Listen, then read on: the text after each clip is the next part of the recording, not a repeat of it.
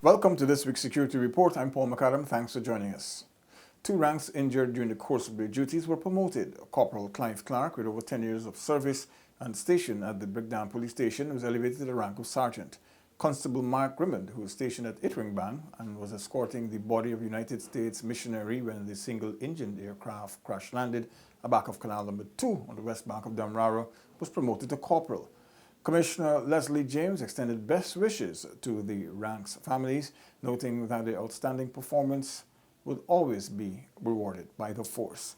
On Thursday, June 6, 2019, ranks from the Gana Police Force participated in a career fair held at the IFLOC Secondary School on the west coast of Damrara under the theme Unlock Your Future. There were booths from various local organizations at the fair, such as the Ghana Fire Service, the Ministry of Social Protection, the Ghana Geology and Mines Commission, the Ghana Sugar Corporation, and of course, the Ghana Police Force. At the event, various sections of the force were on display, which included the Felix Austin Police College, Immigration, Traffic, Criminal Investigation, or CID, and the Police's Public Relations Department. Ranks from each department were explaining to students the roles and functions of each department. On June 1, Special Lance Corporal Vanessa Milo conducted a Drug Abuse Resistance Education Lecture, or DARE, at the Good Hope Transformation Center with 12 youth group members from the community. DARE is an educational program that seeks to prevent the use of controlled drugs, membership in gangs, and violent behavior. The program was organized by Divisional Commander and Senior Superintendent Khalil Parsharam and the Divisional Community Relation Officer, Woman Assistant Superintendent Cindlin Isaacs. Additionally, on the same date, a spelling and dictation session was done with Anna Regina, Henrietta, and the Charity Royal Ranger Youth Groups. On June 7, another DARE lecture was conducted by Sergeant Adrian Messiah at the Essequibo Island Secondary School.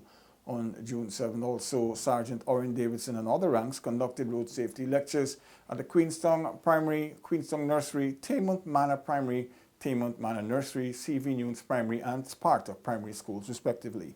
During the lectures, the ranks educated students on various aspects of road safety, such as crop drills, the color of clothing that should be worn at night, which side of the road they should walk on, when and how to use a pedestrian crossing, rules of the road, the use of traffic signs and road markings, use of the roads by pedal cyclists, and much more. Corporal De Silva and Constable Samuels, on the same date, conducted a similar lecture at the Aurora Primary and Good Hope Primary Schools. In keeping with the Force's community outreach mandate, on June 6, G Division Community Relations Officer Assistant Superintendent Cindlin Isaacs and Assistant Superintendent Graham Thomas, along with Sergeant Alfred Madry and the Copson Faith member pastor Mineral Britton Roberts, visited the relatives of the late Clive Osborne, who was fatally stabbed last Sunday at Supina, where they expressed sympathy on behalf of the force to the family.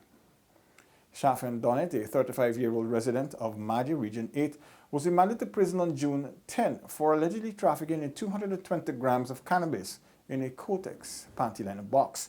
Donnet pleaded not guilty to the charge, which alleged that on June 8 at 3 Miles Madya, she had the illegal substance in her possession for the purpose of trafficking. The prosecutor objected to the accused being released on bail, citing the seriousness of the charge. She was remanded to prison until July 15.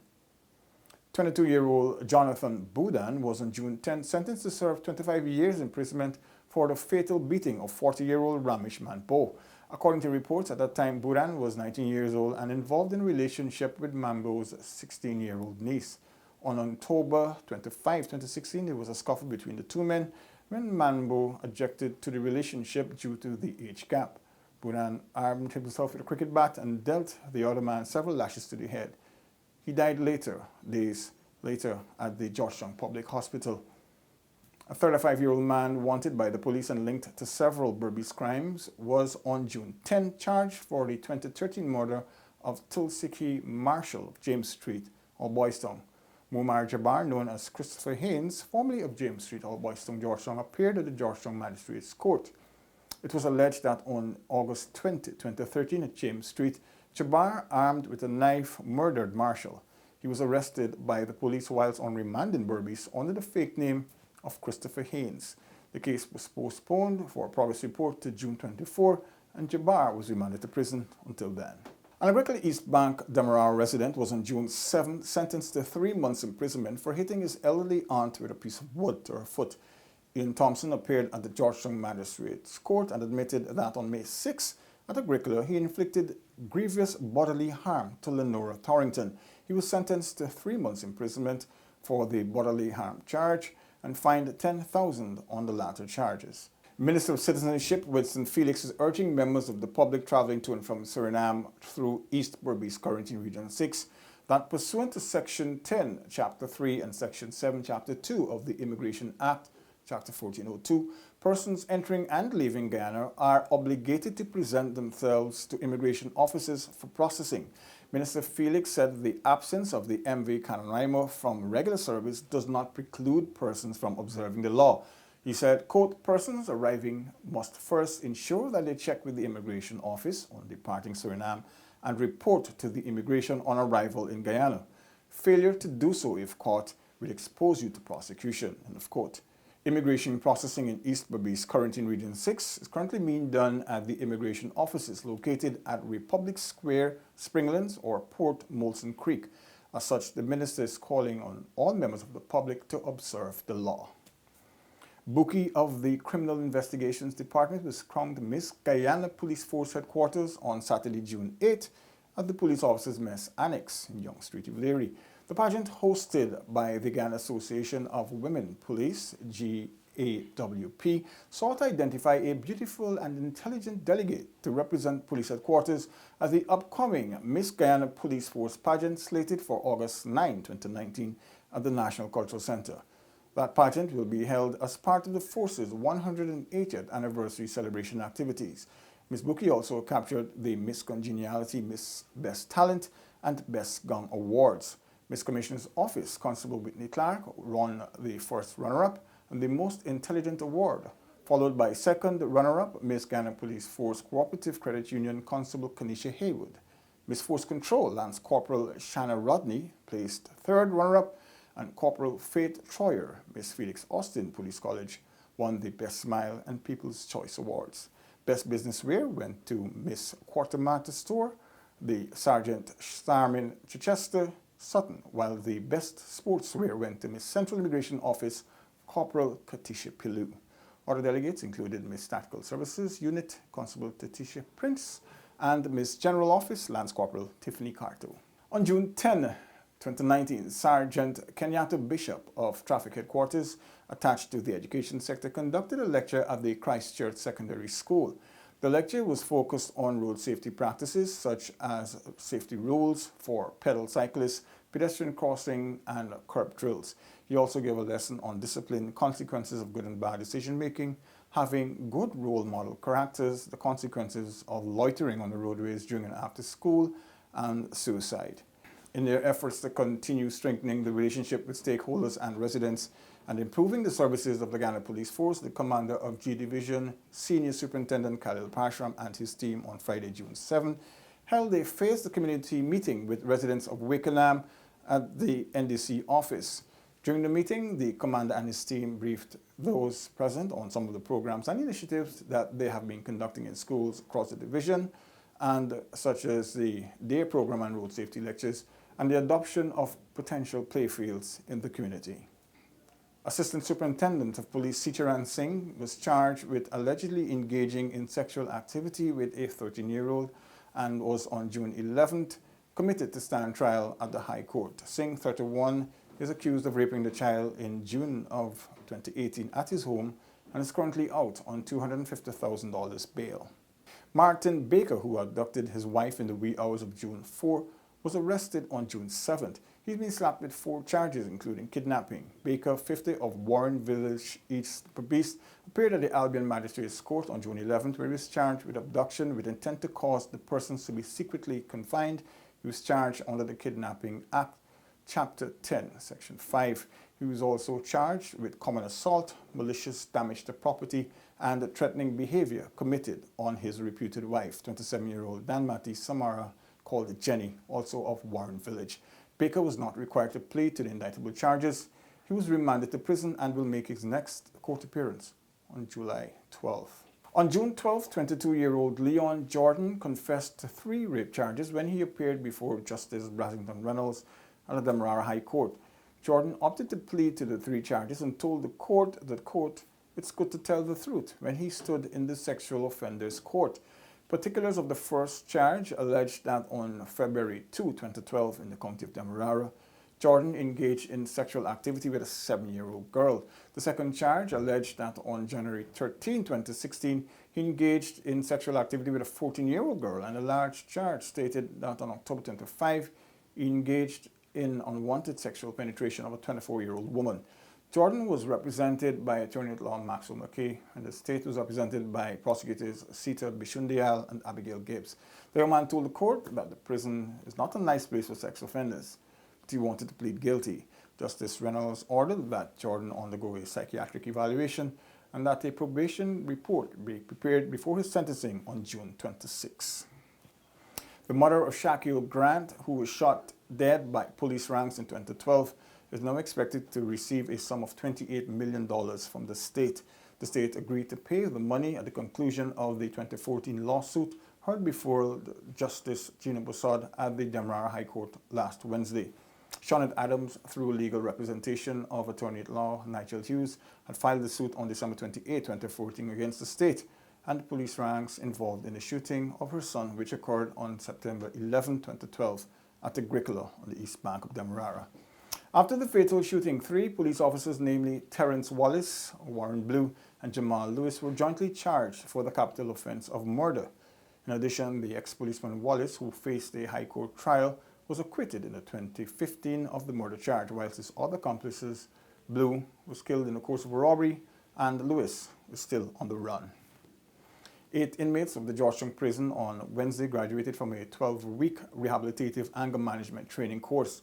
During the graduation ceremony, Director of Prisons Acting, Gladwin Samuels, highlighted the importance of inmates developing the ability to exercise self-control through anger management techniques. He said that, quote, "The prison is an environment from which, if you don't exercise self-control, you can, in layman's terms, involve yourself because for various reasons people can provoke unnecessary situations." The prison's director added that the prison environment is one which control of anger is key for survival. It could be the thin line between life and death, or a thin line between freedom and continued imprisonment. This is the 3rd batch of prisoners to graduate from the training. Sean Bascom was on June 12 sentenced to 3 years imprisonment for the robbery committed at the Falls gas station at Land of Canaan on the east bank of Demerara on June 9, 2019. No risk, no reward, Bascom told the magistrate after pleading guilty to the offense. The court heard that Bascom attempted to escape after the robbery but was caught by a security guard. His accomplice escaped. The magistrate imposed a 3-year sentence and said to Bascom, quote, "He who takes the benefit must also take the burden." Minister of Public Security Kemrat Ramchitan wants more successful Kanu prosecutions. This follows the commissioning of a $43 million facility for the Customs Anti-Narcotics Unit. We have to realize that it is important that our monies be spent on personnel and infrastructure and all the other things to get the big gunners targeted and prosecuted successfully. Those are the ones that we're after. Cutting the profit of those in the drug trade, according to Minister Ramchitan, will drive a knife through the trade's heart. This drug traffic trade has as its primary motivation profit. All the literature that I have read have indicated that that is where it is. And if we can do the necessary things to cut the profit out of the trade, catching them, destroying the cultivation fields, eradicating where they're planting the marijuanas, all those kinds of things, will then break it down. Deputy Head of KANU, Leslie Ramlal, described the new facility as being critical to KANU's work. Our aim at KANU is to ensure by 2022, and that's the timeline I've given myself, to ensure that Guyana's stigma of being a transshipment country for narcotics is removed. And so in the last 2 years, our position and our aggressiveness is testimony. Businessman Mark Grimman, 57, of Lot 320 Grove Housing Scheme on the east bank of Demerara, and Chatterpal Singh, 36, a minor of Lot 1 First Street, Commingsburg, appeared in court on June 13. It was alleged that between April 1 last year and June 7 this year in Georgetown, the defendants conspired with each other and persons unknown to murder Dwayne Grant, a Latin businessman. According to the charges, Grant received certain information that the men were plotting to kill him, and he reported it to the police. After investigations, both men were charged. The defendants were remanded to prison until their next court date on June 18, 2019. Now for some highlights from the Ghana Defense Force. Chief of Staff Brigadier Patrick West and senior officers participated in a sword-turning exercise for the construction of a community center at Amelia's Ward, Linden. Ranks are assisting in the construction of this and other facilities which are being done as part of Exercise New Horizons. This exercise concludes later this year, and hundreds of Guyanese will directly benefit from its medical outreaches and construction projects.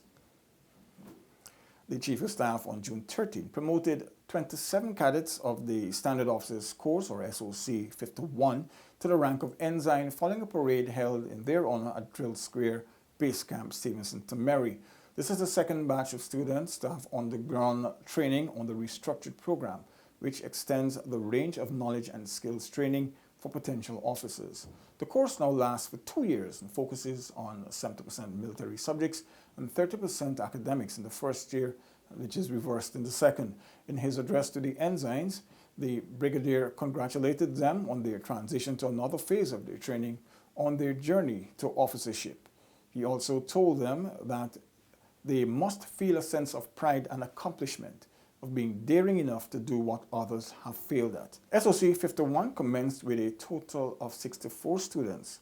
During the period of training, however, 37 either withdrew or failed to achieve the minimum standards. Of the 27 promoted, 2 each are from the Antigua and Barbuda Defense Forces, along with the Belize Defense Force. 1 is from the Jamaican Defense Force, 2 from the Ghana Prison Service, and the remainder will serve the GDF. The Ghana Defense Force is hosting General Paulo Sergio Nogueira de Oliveira of the Northern Military Command of the Brazilian Army. Brigadier Patrick West received the delegation at his office at Defense Headquarters for a courtesy call on June 11th, after which they had lunch at the Officers Club at Base Camp, Ghana. Over the next few days, the General and his delegation will visit selected bases and interact with officers and ranks. 10 students of the Kuru Training College have successfully completed the first phase of the Ghana Defense Force's Work-Study Attachment Program for this year. The students were presented with certificates at a simple graduation ceremony conducted on June 14 at the Education Department at Base Camp, Ghana. The stint, which lasted for 6 weeks, saw the students gaining knowledge and experience in garment construction and masonry. Now for the Ghana Police Force's wanted list. Vasi Gordon Barry is wanted for questioning in relation to a possession of firearm and ammunition charge and the possession of narcotics for the purpose of trafficking committed on April 27, 2019 at Dazzle Housing Scheme and at Hotel Alpha at Ogle on the east coast of Demerara. Anyone with information that may lead to the arrest of Vasi Gordon Barry is asked to contact the police on telephone numbers 226-2407, 225-2694, 229-2289, 227-1149, 911, or the nearest police station. Kevin Campbell is also wanted for questioning by the police in relation to obtaining credit by false pretense committed on Nelina Rampersad on March 28, 2019. Anyone with information that may lead to the arrest of Kevin Campbell is asked to contact the police on telephone numbers 226-2407, 225-2694, 229-2019, 227-1149, 911, or the nearest police station. The Customs Anti-Narcotics Unit is still seeking to find Winston Carto, also known as Chief Mike. His last known address is being given as 193 Greenheart Street, South Rhinefeld Gardens, Georgetown. In a statement, Kanu says that Chief Mike is wanted in relation to the 7 pounds cocaine bust, which was at the Eugene F. Correa Airport at Ogle several weeks ago. The bust resulted in the arrest of 55-year-old Sandra Angela Prophet, and she was on May 2nd sentenced to 4 years in jail and fined $9.1 million for attempting to smuggle over 7 pounds of cocaine through the airport. And that's it for this week's Security Report. Goodbye.